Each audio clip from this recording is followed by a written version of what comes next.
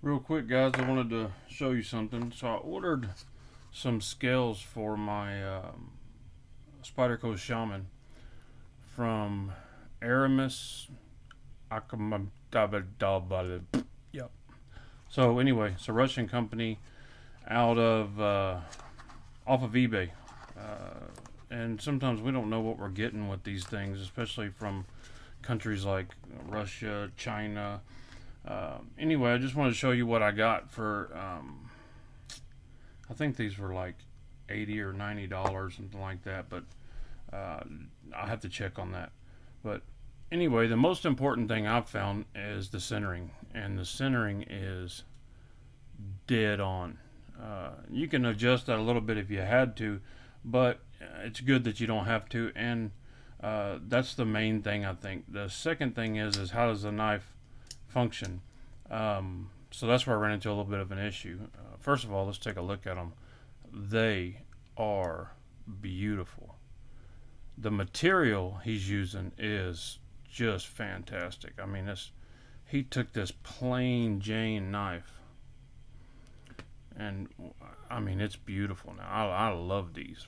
But anyway, it was rubbing on this side and this side every time I opened it. It's got a little bit of drag. Actually, I think all the drag is just about gone in here, but it was dragging here. It was actually leaving a mark all the way arched right there across on both sides.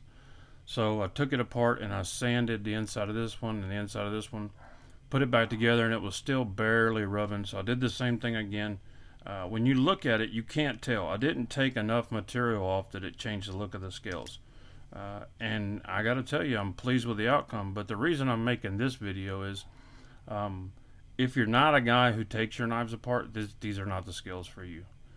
You need to buy one of the more reputable, either American made or one of the more known companies that make scales.